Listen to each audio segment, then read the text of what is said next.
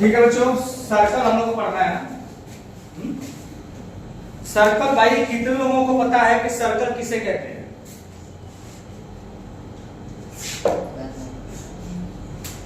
हमको लग रहा है कि एक बार एक बच्चे से पूछा, जानते हो ना बच्चों, तो उससे पूछा भाई सर्कल किसे कहते हैं, तो कह रहा है ना सर जी जानते हो क्या? हाँ बताएगा तभी तो जानूंगा। तो बोला sir ji it is a गोल गोल राउंड फिगर।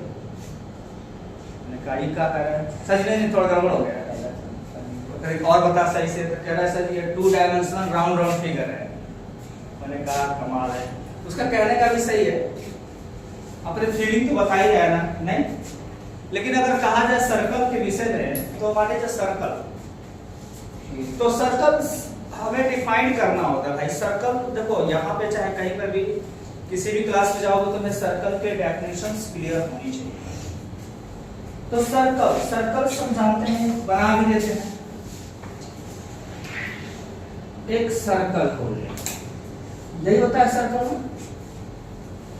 तो 2 डायमेंशनल फिगर है, राउंड राउंड फिगर है ना, गोल गोल फिगर है, ऐसा ही बोलोगे ना? ऐसा ही बोलेगा ना? हमें क्या करना है भाई? सर्कल क्या होता है? तो सर्कल क्या होता है बच्चों? Set of all point. मतलब क्या, हम अलग से बनाते हैं, मतलब ये सारे पॉइंट का ऐसा सेटअप, यानी बहुत सारे पॉइंट्स ऐसे भाई हैं, set of all point which lies equidistant from the fixed point, मतलब कि अगर हमारे पास यहाँ पे एक पॉइंट जो फिक्स्ड है, यहाँ से जितने भी पॉइंट दिख रहे हैं वो सारे क्या होने चाहिए? इक्वल दूरी पे होना चाहिए, बराबर दूरी। समझ रहे हो? बराबर समझती हो ना?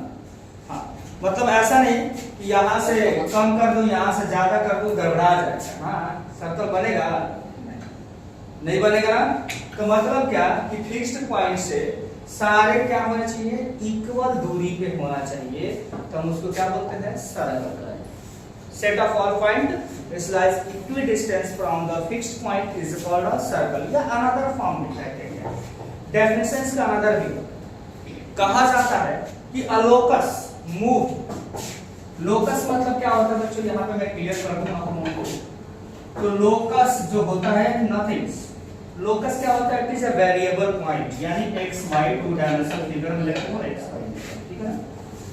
तो क्या होता है? ये x y एक ऐसा लोकस है, पॉइंट है, जो भी तुम लोग x y किसी में नहीं समझना, क्योंकि क्वाड्रेटिक ज्योमेट्री अभी तुम्हारे 10th क्लास में मिलेगी, 9th क्लास में है नहीं। तो तुम सीधी सीधी बात चलो कि एक हमारे पास एक लोकस ऐसा पॉइंट है P, मान लेते हैं एक पॉइंट है जो क्या कर रहा हो? मूव कर रहा। क्या कर रहा हो? मूव कर रहा, और एक कंडीशन के अकॉर्डिंग मूव कर रहा। और कंडीशन क्या है? कंडीशन ये है कि moving a locus, moving such a way the distance from the fixed point always be the constant, then path traveling of the locus is called a क्या बच्चों? सर्कल। पूरा सर्कुलर पाथ वो travel करता है, ठीक है ना? तो मतलब क्या हमने कंडीशन समझा? a locus moving such a way the distance from the fixed point always be the constant, always be the constant। second definition, a locus फिर से जाके क्या होता है? locus is the moving point, है ना? मतलब उसकी कोई फिक्स वैल्यू नहीं, तो मूव करेगा। जैसे तुम कह दो ना यहाँ तो खड़ा हो जा, अब खड़ा होकर ये सीधे जा, तो तेरी कंडीशन क्या लगा दिया? तू सीधे जा, तू लोकस हो गया, तू सीधा पाथ ट्रेवल करेगा। तो पाथ कैसा ट्रेवल करेगा? सीधा, स्ट्रेट लाइन। कैसा ट्रेवल करेगा? स्ट्रेट। तो उसको हम लोग क्या बोलते हैं? Straight line. और यहाँ पे क्या कह दिया कि तू यहाँ पे खड़ा हो और घूम, चारों तरफ घूमना है तेरे को। लेकिन तेरे घूमने की जो दूरी क्या है? यहाँ पे मैंने एक फिक्स एक कर दिया पॉइंट, और वहां से तेरी दूरी क्या होना चाहिए? दूरी क्या होना चाहिए? बराबर दूरी में होना चाहिए। तो जो पाथ हमारा मिलेगा उसको क्या बोलते हैं बच्चों हम लोग? सर्कल। ठीक है, ये दो डेफिनेशन है, और ये दो डेफिनेशन आपको कहीं पर भी पढ़ोगे, हाई क्लास में जाओगे तो भी वही डेफिनेशन मिलेगी कि क्या होता है बच्चों? Locus moving such a way the distance from the fixed point always be the constant. अच्छा, फिक्स्ड पॉइंट को क्या बोलते हैं? फिक्स्ड पॉइंट को क्या बोलते हैं बेटा? हाँ, fixed point is a called, fixed जो पॉइंट होता है और फिक्स्ड पॉइंट को क्या बोलते हैं हम लोग? सेंटर। क्या बोलते हैं? सेंटर। इसको क्या बोलना बेटा? सेंटर होता है। क्या होता है बच्चों? सेंटर होता है। क्लियर बात में आ गई? सेंटर।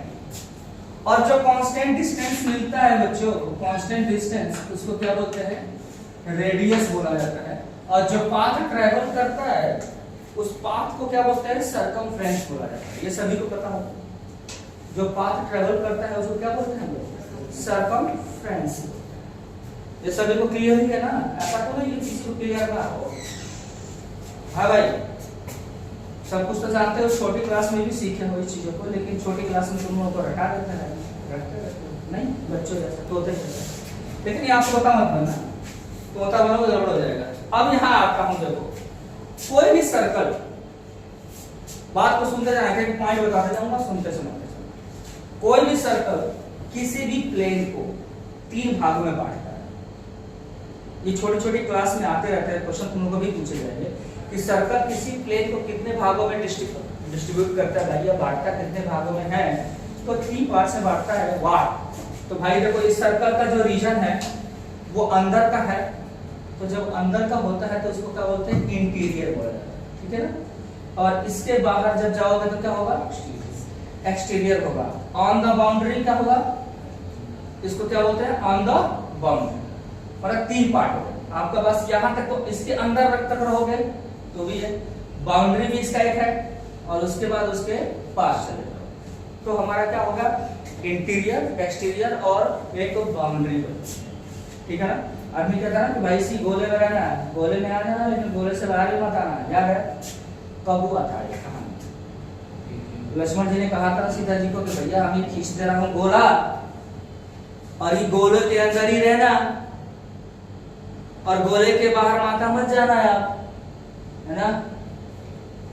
तो भैया यहाँ तक तो वो थी, सेफ थी, यहाँ तक भी सेफ थी। कहाँ तक? बाउंड्री तक भी सेफ थी। लेकिन उसको, रावण को तो पता था ना कि भाई ये तो बाउंड्री तक भी गड़बड़ा जाएगा कहानी, है ना? नहीं नहीं, आप बाउंड्री से बाहर हटा दीजिए, तब हम समझ आ गई। इंटीरियर, एक्सटीरियर और ऑन द। ठीक है, तो 3 पार्ट हमारे बोले। अब हमारे पास पहला पार्ट होता है बच्चों, इस सर्कल के कुछ हम पार्ट्स पढ़ते हैं, कुछ पार्ट पढ़ते हैं। आज थ्योरी है, थ्योरी ही पढ़ेंगे आज थोड़ा बहुत, कुछ और भी टाइम मिलेगा तो पढ़ेंगे। पहला आता है बच्चों आर्क। आर्क समझते हो?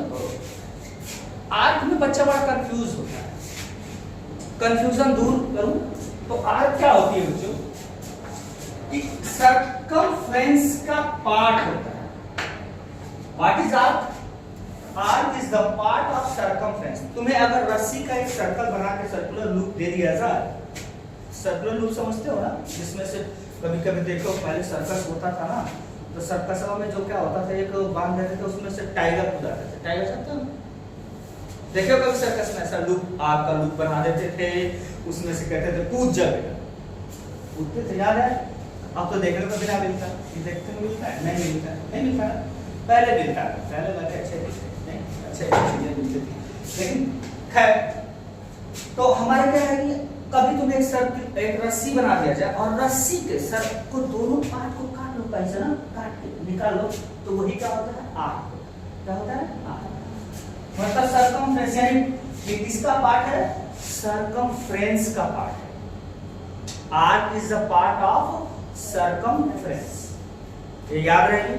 तो सर्कमफ्रेंस का ये पार्ट है, याद रहेगा सभी लोगों को। अच्छा, तो ये सर्कमफ्रेंस का पार्ट हो गया। अब ये क्या होता है? ये हमेशा किसमें कैलकुलेट करते हैं बच्चों? एंटी क्लॉकवाइज में आर्क को कैलकुलेट किया जाता है।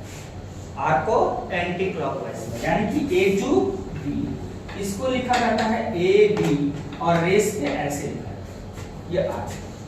जब ये वाला आर्क आ जाएगा तो क्या हो जाएगा? बी टू ए आ जाएगा एंटी क्लॉकवाइज डायरेक्शन। ये क्या है? छोटा सा हिस्सा, छोटा सा हिस्सा है ना।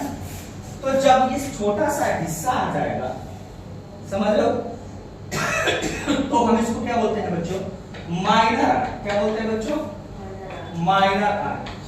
छोटा हिस्सा, छोटे वाले हिस्से को माइनर आर्क बोला जाता है, और बड़े वाले हिस्सा को क्या बोलते हैं बच्चों? हम लोग मेजर आर्क बोलते हैं। क्या बोलते हैं? मेजर।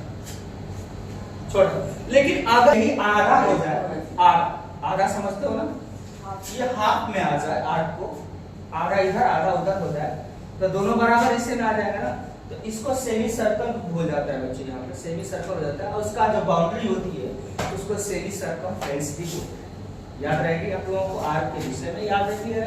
अच्छा ठीक है, अब हमारे पास दूसरा सेंटेंस आता है क्या? कॉर्ड। क्या आता है बच्चों? कॉर्ड्स। भाई कॉर्ड्स है क्या? दूसरा सेंटेंस व्हाट्स कॉर्ड्स क्या है? तो कॉर्ड्स कुछ नहीं बेटा, अभी अभी आर्क आप लोगों ने पढ़ा है ना, आर्क के दोनों पॉइंटों को जो लाइन सेगमेंट, याद रहेगी क्या बोला मैंने? लाइन सेगमेंट, कुछ और नहीं, सिर्फ लाइन। क्या? लाइन। तो मतलब इस आर्क के दोनों पॉइंटों को जो लाइन ज्वाइन करती है ना, है ना, लाइन ज्वाइन करती है, इसी को हम क्या बोलते हैं बच्चों? क्या बोलते हैं? कॉर्ड। क्या बोलते हैं? कॉर्ड। अब भाई कॉर्ड तो बहुत हो सकते हैं हमारे। कॉर्ड क्लियर है? क्या कॉर्ड्स क्या होते हैं? तो भाई कॉर्ड्स क्या होते हैं भाई? तो भाई किसी भी दो पॉइंट को, आर्क के दो पॉइंट, अगर हम छोटा सा ये आर्क ले लूं, इतना छोटा भी आर्क ले लूं, तो इनको दोनों सेगमेंट को जो लाइन ज्वाइन करेगी ना, वही क्या होगी हमारी? कॉर्ड है। क्या होगी? कॉर्ड है। तो भाई मेरे कॉर्ड कितने ड्रॉ की जा सकती हैं? भाई कॉर्ड तो इनफाइनाइट ड्रॉ किया जा सकता है, कोई लिमिटेशन थोड़ी है, बहुत सारे ड्रॉ कर सकते हैं, है ना। पूछ दे कोई से कि how many chords will be draw in the circle, तो भाई बहुत सारे पॉइंट है, बहुत सारे ड्रॉ हो सकते हैं ना, होंगे ना। अच्छा इनफाइनाइट। अब ये कहता है कि अगर मान लीजिए कि कॉर्ड को हम लोग क्या करें, सेंटर से पास करवा दें, जब ये कॉर्ड सेंटर से पास करे तो भाई मेरे क्या होगा? ओ सेंटर है, तो जब ये कॉर्ड सेंटर से पास करने लगे तो उसी कॉर्ड्स को हम लोग क्या बोलते हैं? Diameter of circle.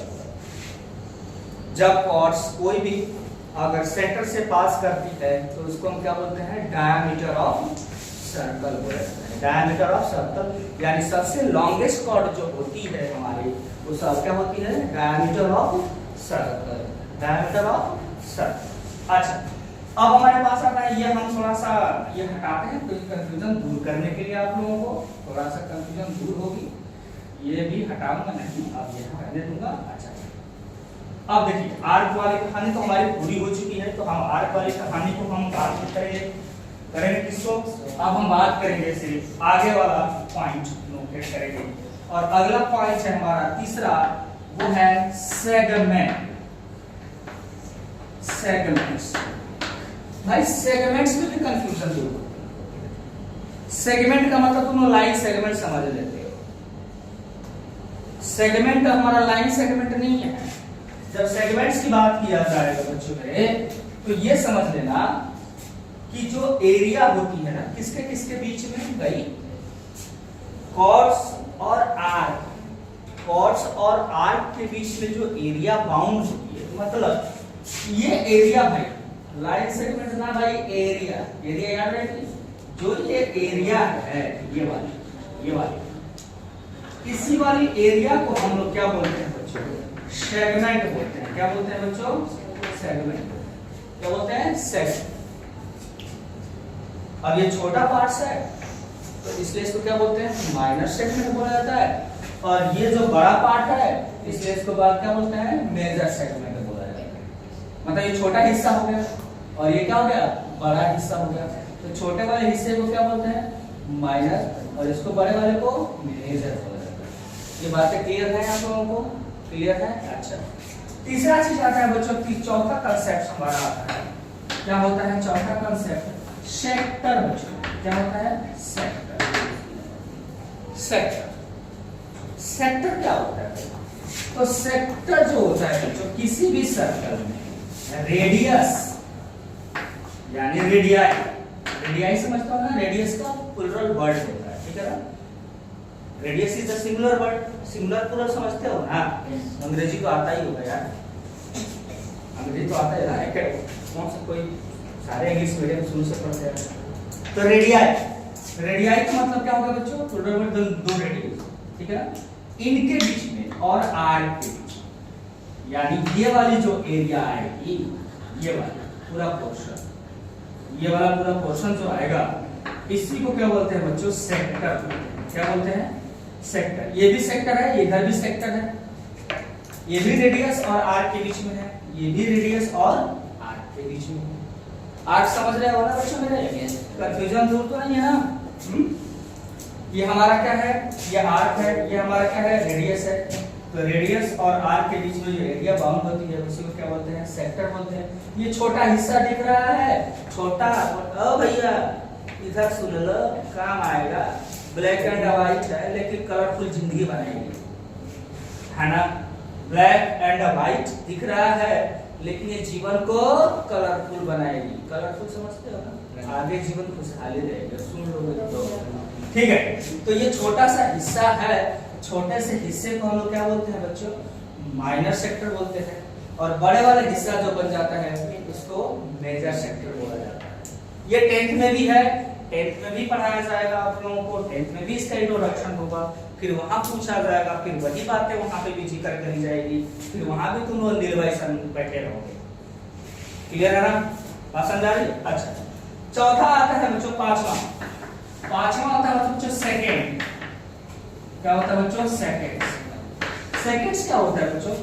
अच्छा, कोई भी लाइन, कोई भी अगर किसी भी सर्कल में लाइन को पास कराया जाए तो लाइन कितने जगह को उसको कट कर सकती है? तो मैक्सिमम 2 जगहों पे कट करती है, मैक्सिमम 2 जगहों पे कट करेगी। लाइन को अगर एंटर तीर मारे और कभी बलून में तीर मारे कट गए सर्कल, तो इस सर्कल को पास कराओगे तो यहाँ पे मैक्सिमम 2 जगहों पे कट करेगी, और 2 जगहों पे कट करेगी तो इसको बोलते हैं ए और बी, और इस लाइन को क्या बोलते हैं? सेकेंड्स। लाइंस को क्या बोलते हैं? सेकेंड्स बोलते हैं। और ये हमारा पहला ये रहा। ये तीसरा चीज आपके पास आता है बच्चों, ये हटा दो। अब छठा एक हम एक कांसेप्ट क्लियर ही कर दूं, आगे क्लास में कोई प्रॉब्लम नहीं होगी। Tangent, tangents, tangents. भाई मैं एक चीज आपको यहां बता दूं कि टेंजेंट है क्या। तो देखो, किसी भी कर्व को, किसी भी कर्व को अगर कोई लाइन अगर टच करते हुए जा रही है, टच करते हुए मतलब सिंगल पॉइंट पे क्या होती है? सिंगल पॉइंट पे टच करते हुए पास करते हैं, तो उस लाइन को क्या बोलते हैं हम लोग? टेंजेंट। क्या बोलते हैं? टेंजेंट। अगर यही लाइन अगर किसी सर्कल को टच करते हुए जाए, किसी क्या हो जाए? सर्कल को टच करते हुए पास करे, तो इसको बोलते हैं tangent to the circle. Tangent to the circle. अब वो कर्व जिस टाइप का होगा उसी को हम बोलते हैं, ठीक है ना? टेंजेंट टू द सर्कल इसको बोलेंगे। टेंजेंट किसे कहते हैं भाई? तो कोई भी लाइन किसी भी कर्व को अगर सिंगल पॉइंट पे टच करते हुए पास हो रही हो तो उस लाइन को क्या बोलेंगे? टेंजेंट। क्या बोलेंगे बेटा? टेंजेंट। इतने क्लियर हो गई बात है आप लोगों को? चलिए आगे चलते हैं बच्चे। अब देखो, किसी भी सर्कल पे, किसी भी सर्कल पे बच्चों मेरे आउटर पॉइंट से जो टेंजेंट ड्रॉ किया जाता है वो मैक्सिमम कितने कर सकते हैं? 2 से ज्यादा नहीं कर सकते, क्योंकि भाई 2 पॉइंट से एक ही लाइन ड्रॉ होती है ना, बात आप सभी को पता है। 2 पॉइंट से क्या होती है? एक ही लाइन ड्रॉ होती है, दूसरी लाइन तो ड्रॉ नहीं होती ना। अगर आपसे कहा जाए कि 2 पॉइंट दे दिए गए हैं बच्चों मेरे और इससे लाइन ड्रॉ कर दीजिए, तो क्या दूसरी लाइन ड्रॉ होगी? इससे नहीं होने वाली। तो यहां से एक ही होगी और यहां से भी एक ही होगी। कम से कम कितने होंगे? 2 होंगे आउटर पॉइंट से टेंजेंट किसी भी सर्कल पे। दूसरा, अगर किसी भी सर्कल पे कहा जाए कि पैरेलल टेंजेंट कितने होंगे तो मैक्सिमम भी कितनी हो जाएंगी? 2। तीसरा ड्रॉ करके क्या करेगा? कट।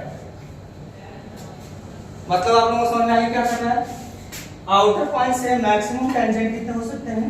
2। और पैरेलल टेंजेंट भी कितनी हो सकती है? मैक्सिमम 2 हो सकती है, तीसरी नहीं। ठीक है, तो ये आपकी एक्सरसाइज, आपको ये पुरानी बुकों में पहली एक्सरसाइज में सारे इंट्रोडक्शन है, ठीक है ना। पहले पुरानी बुकों में जो है वो पहला एक्सरसाइज इसी में बेस्ड था, लेकिन यहाँ पे हमारे पास हमारे सारे, अगर पहले एक्सरसाइज पुरानी बुक का भी जो भी बच्चा होगा लिया होगा उसको क्लियर हो गया होगा कि पुरानी बुकों में जो है इंट्रोडक्शन पूरा का पूरा ये दिया हुआ है, ठीक है। नई बुकों में इसको इंट्रोडक्शन को हटा दिया, लेकिन यूज तो है भाई, हर जगह आर कॉर्ड का यूज तो है, लेकिन वो हटा दिया तो इसलिए हम क्या करना होगा, हम उसको पढ़ना तो पड़ेगा, क्योंकि आगे भी मिलने वाला है ये सब चीजें, ठीक है। तो हम सबसे पहला इन्होंने कहा कि थ्योरम पढ़ना है, कि पहला फर्स्ट थ्योरम, हम लोग थ्योरम आज करने चलेंगे। थ्योरम इन्होंने कहा है भाई, पहला 9.1 थ्योरम, सर्कल चैप्टर का 9.1 थ्योरम भाई हम करते हैं। कह रहा है कि equal cord of a circles subtend equal angle at the centre, समझते हैं। हमने कहा कि इक्वल कॉर्ड, दो चीजें दो तरीके से इसको समझाऊंगा, समझ। एक सर्कल है, कह रहा है कि सर्कल में कॉर्ड्स, अब देखो यहां कॉर्ड आ गया, कॉर्ड जानते नहीं हो तो क्या करोगे, इंट्रोडक्शन हटा के गलती इन्होंने की हुई है ना, बहुत ब्लंडर मिस्टेक किया, पता नहीं किसने बनाया, किसने इसको संशोधन किया हुआ है, लगता है कि भांग खा के बैठा हुआ था, उसने संशोधन कर दिया इन चीजों का, कि इन्होंने इंट्रोडक्शन ही हटा दिया। भाई हमें कोर्स बच्चे को पता नहीं है, आएगा तो करेगा, बच्चा तो पिछली क्लास में भी नहीं पढ़ता है, पढ़ता है नहीं पढ़ता, बेटा जाने। और ये छठी क्लास में, 8वीं क्लास में भी ना आया, सर्कल का कांसेप्ट जो छठी क्लास में तुम लोग पढ़े हो, कॉर्ड्स वगैरह छठी क्लास में। बट कॉर्ड्स क्या है भाई, इन्होंने कहा कि कॉर्ड्स इक्वल है, कॉर्ड्स क्या है, इक्वल, कॉर्ड्स इक्वल है, मतलब सी दो कॉर्ड्स दिए, दोनों कॉर्ड्स क्या है, इक्वल है। आपका पहला फर्स्ट थ्योरम यही था, समझ में आ रही चीजों को। कह रहा है ना आपको क्या कि अगर ये कॉर्ड्स इक्वल है तो आप ये प्रूव करके दिखा दीजिए मुझे कि जो सेंटर पे एंगल इनके द्वारा जो बनेंगे, सेंटर पे एंगल जो बनाएगा ये कॉर्ड्स और ये कॉर्ड्स, अगर ये दोनों सेंटर पे एंगल जो बनाएंगे वो आपस में भी क्या होंगे, equal chords subtend equal angle at the centre. ये आपका पहला थ्योरम। या अनदर फॉर्म में इसको हम कहें ना, दूसरे तरीके से अगर पूछे तो दूसरा तरीके से भी क्वेश्चन पूछा जाता है कि अगर दो सर्कल तुम्हें कॉन्ग्रुएंट दिया है या इक्वल दिया है, दो तरीके से क्वेश्चन पूछा जाता है, समझो। दो सर्कल हैं और ये दोनों सर्कल क्या है, कॉन्ग्रुएंट, कॉन्ग्रुएंट मतलब इक्वल, या दूसरे कंसेप्ट में कह सकता है कि रेडियस क्या है, इक्वल, क्या है, रेडियस इक्वल। तो भाई रेडियस इक्वल है, इसका मतलब सर्कल भी क्या है, इक्वल है। तो कह रहा है कि अगर दोनों सर्कल इक्वल हैं और उनके कॉर्ड्स भी क्या है, इक्वल, कॉर्ड्स भी क्या है, इक्वल, ये दोनों क्या है, इक्वल, तो प्रूफ करिए कि जो सेंटर पे एंगल जो बनेंगे इनके द्वारा वो भी आपस में क्या होंगे, इक्वल। बात यही है, दोनों में कोई फर्क नहीं, दोनों में फर्क तो नहीं है ना, समझ में आया, इसलिए मैं दोनों फिगर सामने सामने बना दिया। ये एक ही सर्कल के लिए पूछ दिया, ये दो सर्कल के लिए पूछ दिया, लेकिन कंडीशन क्या दे दिया कि भैया दोनों सर्कल क्या है, इक्वल है। तो बात तो एक ही हो गई ना, दोनों सर्कल का रेडियस इक्वल है, तो हमारा कहानी बन गया, क्या फर्क पड़ता है, ठीक है। चलिए, तो दोनों चीजें समझ में आ गई आप लोगों को। अब हमें इसको कॉन्ग्रुएंट करना होगा। हमें पता है कि जब भी हमें इक्वल करने का कांसेप्ट मैंने शुरू में ही बोल दिया था कि जब भी इक्वल करने ज्योमेट्री में आता है तो समझ लेना क्या करना है, कॉन्ग्रुएंसी करनी है, या फिर उसको इक्वल वाला रूल लगाओगे तो बहुत जगह कम लगता है। तो अब आइए यहाँ पे हमें क्या करना है, कॉन्ग्रुएंसी करना है। तो इससे फिगर में आपने क्या किया, देखो गिवन जो दिया हुआ है वो गिवन क्या दिया, कह रहा है कि AB इज इक्वल टू कितना दिया है, CD के इक्वल दिया हुआ है, AB is equal to CD दिया है, मतलब AB is equal to CD, मतलब कॉर्ड्स आर इक्वल, कॉर्ड्स क्या है, इक्वल हो गए हैं। अच्छा, रिक्वायर्ड प्रूफ यानी टू प्रूफ क्या करना है मेरे बच्चों, टू प्रूफ क्या करना है कि जो एंगल बनेगा, angle AOB is equal to angle किसके हो जाएगा, COD, ये आपको प्रूफ करना। तो कॉन्ग्रुएंसी करना आसान है ना, दो प्रूफ में आते हैं।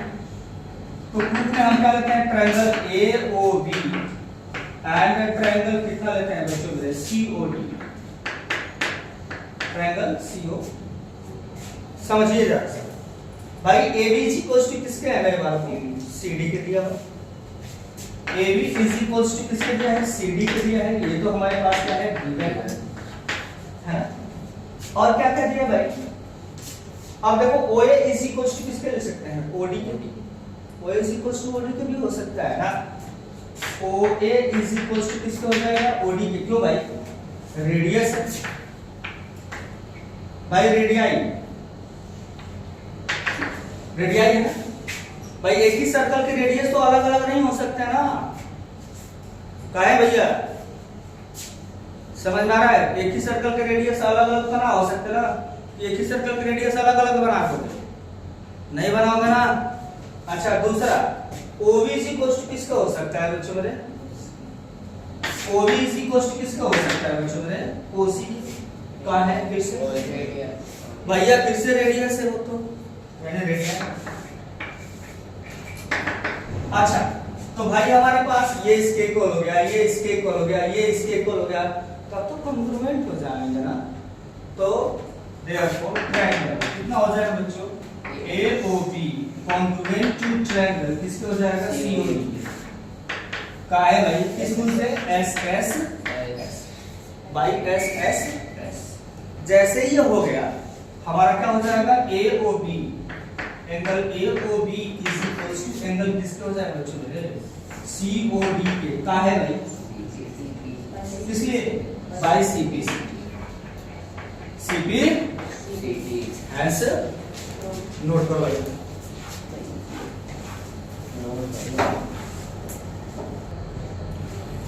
देखिए बच्चों, अब यहां तक तो बोले। अब इसका जहां कन्वर्स है, कन्वर्स मतलब अगर हम आपसे कहूं तो 9.2 कह रहा है the angle sustained by the chord of a circle at the centre are equal.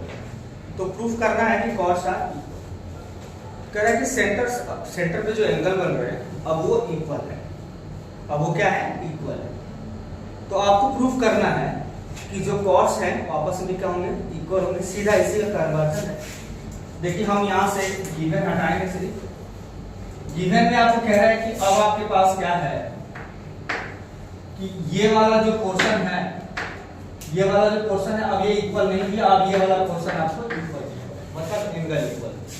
ठीक है, यानी angle AOB is equal to angle किसके दिया है, COD। ठीक है, AOB इज इक्वल टू किसके दिया है, COD।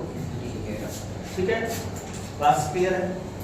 दूसरा चीज बच्चों मेरे आपको क्या है, टू प्रूव करना है, वो भी मैं बदलूंगा। AB is equal to CD के करना है, ये आपका है। प्रूफ बदल देता हूं क्योंकि यह हमें प्रूफ अलग करना है। देखिए इसमें कहानियां क्या क्या है, सेम यहां पर भी लगेगा। अगर दो कॉन्ग्रुएंट सर्कल दिए गए हैं, अगर उन पे सेंटर पे अगर एंगल इक्वल है, O डैश, मतलब ये सेंटर पे अगर एंगल इक्वल दिए गए हैं तो प्रूफ करना है कि ये आपस में भी क्या होंगे, equal. AB is equal to CD, यानी टू कॉन्ग्रुएंट सर्कल या दोनों ये ले लो, बात एक ही है। बात समझ आ रही है, दोनों अलग अलग नहीं, आप कर सकते हो। ठीक है ना। तो हमें यहाँ क्या करना है, सबसे पहला काम यहाँ समझिए कि हम इन ट्रायंगल किसमें बच्चों, AOB एंड ट्रायंगल COD में आते हैं, COD में। तो देखिए हमारे पास क्या है, AO इज इक्वल टू किसके हो जाएगा, AO is equal to OD लिख लेते हैं। AO is equal to OD क्या है भाई, रेडियाई। क्या है, रेडियाई। अनदर फॉर्म भाई मेरे बच्चों, AOB is equals to angle AOB is equals to angle COD की बात कर लेते हैं। और ये क्या है भैया, ये तो पहले से हमें कह रहा था सर, मैं आपको दे रखा हूं, ये दे रखा है। अच्छा, दूसरी चीज है आपके पास क्या दिया हुआ है, आपके पास क्या है कि भैया OB इज इक्वल टू किसके लिख सकते हैं, OB is equal to OC के लिख सकते हैं बाय रेडियाई है।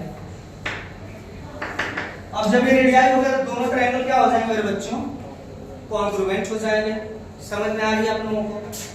तो triangle AOB congruent to triangle किसके हो जाएगा, COD के। बाय किस रूल से मेरे बच्चों, SAS क्यों लग रहा है, SAS लग रहा है ना, तो वही लगाएंगे। तो बाय SAS लग जाएगा, और जैसे ये लग गया तो ABC क्या हो जाएगा मेरे बच्चों, ABC CD हो जाएगा। और रूल क्या लिखेंगे इसके जगह पे, CPCT है ना भाई, बाय CPCT। तो बाय CPCT नोट डाउन बेटा, नोट डाउन, इसको नोट करो, नोट करो।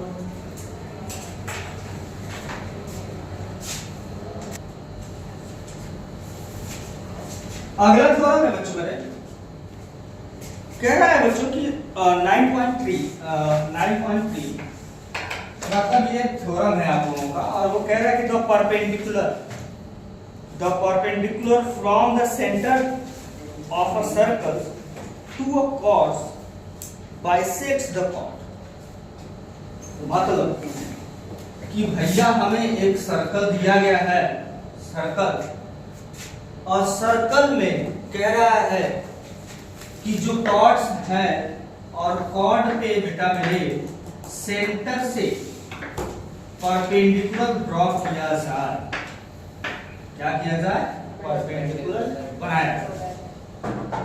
किसी भी सर्कल, कोई भी कॉर्ड, किसी प्रकार का भी कॉर्ड हो, समझ में आ रही है, सेंटर से अगर परपेंडिकुलर ड्रॉप किया जाए तो वो कॉर्ड को क्या करती है, बाइसेक्ट करती है। बाइसेक्ट मतलब दो इक्वल हिस्सों में डिवाइड करना। बाइसेक्ट का मतलब क्या होता है बच्चों मेरे, दो इक्वल हिस्सों में डिवाइड करना। इतनी बात समझ आ रही है आप लोगों को ना? तो दो इक्वल हिस्सों में डिवाइड करने का मतलब ये हो गया, यहां से ये आपको क्या बनाना है, ऐसे बनाना, आपको प्रूफ करना है, वो हमें देख लेते हैं। गिवन जो दिया है वो गिवन क्या दिया है बच्चों मेरे, कि OP जो है परपेंडिकुलर टू द, किस पे है बच्चों मेरे, AB के। एक जो OP है परपेंडिकुलर टू किस पे है बच्चों मेरे, AB पे है। और दूसरा हमें रिक्वायर टू प्रूव करना है बच्चों मेरे, टू प्रूव क्या करना है कि AP इज इक्वल्स टू किसके हो जाएगा बच्चों मेरे, PB के हो जाएगा। AP इज इक्वल्स टू किसके बच्चों मेरे, PB। AP is equals to PB को प्रूव करना। बातें सही है। और हमने कहा कि जब भी भाई, जब भी इक्वल करना हो, जब भी क्या करते हैं, कॉन्ग्रुएंट करते हैं। बहुत रेयर केस में आइसोसेलेस प्रॉपर्टी लगाते हैं, अदरवाइज हम क्या करेंगे, कॉन्ग्रुएंट ही करते हैं। समझ में आ रही है आप लोगों को? यहां भी क्या करेंगे, कॉन्ग्रुएंसी ही लगाएंगे। दो ट्रायंगल बन चुका है, दोनों लगाएंगे, जैसे बन जाएगा हम बना देंगे भाई, है ना? अच्छा, तो हमें क्या करना है, टू प्रूव में यानी प्रूफ आते हैं। जब भी इक्वल करना हो कॉन्ग्रुएंसी के विषय में सोचो, नहीं तो आइसोसेलेस प्रॉपर्टी है, वो तो रेयर केस में लगती है कभी कभी। आ जाइए, in triangle OPA and OPB की बात है ना। In triangle OPA and triangle OPB में, OPA एंड OPB, आइए भैया हम समझते हैं। OA इज इक्वल टू किसके बच्चों मेरे, OB। ये वाला लेंथ इस लेंथ के इक्वल हो रहा है। काहे भैया हो रहा है, काहे इक्वल है भैया, इक्वल दिया है, मार मार के भरता बना दूंगा अभी तुम लोग, मार मार के भरता बना दूंगा बेटा, अभी तुमको भूसा में भर दूंगा अभी। समझ आ रही है लड़ाई को? OA is equal to OB अभी भी तुम्हारे दिमाग नहीं आ रही है, क्या है, क्या है बेटा? हाँ गुड, क्या है बच्चों, रेडियस। अगर ये रेडियस है तो इक्वल होगा, मतलब रेडियस डिफरेंट तो हो नहीं सकता ना। बार बार का भूसा बना दूंगा बेटा कि तुम हो। OA इक्वल्स टू OB मतलब क्या हो जाएगा, रेडियाई। क्या होगा, रेडियाई। ठीक है। दूसरा क्या है, हेलो, दूसरा OP क्या है, कॉमन है। सरकारियों वाला कहाँ है, इधर उधर है। और यहाँ पे angle OPA, angle OPA is equals to angle OPB। Why बेटा ईच 90 डिग्री का है। ईच कितने डिग्री का, 90 डिग्री। तो 90 डिग्री का सारे दोनों है तो इक्वल होंगे, तब ये दोनों ट्रायंगल क्या होंगे, देयरफॉर ट्रायंगल क्या हो जाएगा बेटा, OPA कॉन्जुगेट टू ट्रायंगल किसका हो जाएगा, OPB। किस रूल से भाई,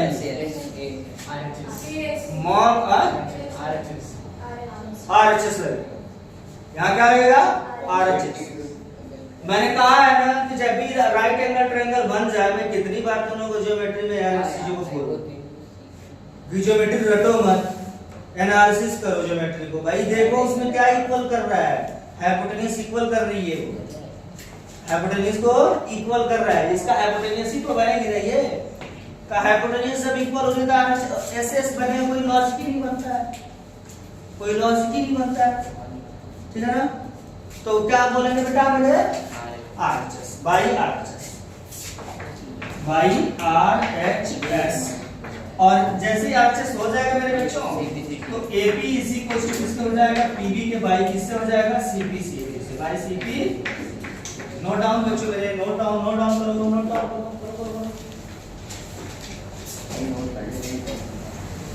रहेगा, तुम बाद में देख लो, ठीक है। देखो इसका उल्टा क्या पूछता है, जरा से इसका कन्वर्स समझते हैं।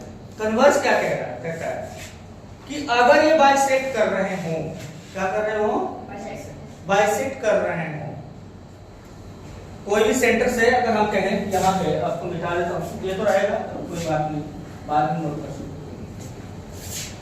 कह रहा है बच्चों यहाँ पे इसका कन्वर्स समझना, कह रहा है कि अगर ये बाइसेक्ट कर रहा है, ये 90 डिग्री नहीं है, सेंटर से किसी भी कोई लाइन ज्वाइन करेगा और ये बाइसेक्ट कर रहा है, क्या कर रहा है, बाइसेक्ट मतलब दो इक्वल हिस्सों में डिवाइड कर रहा है।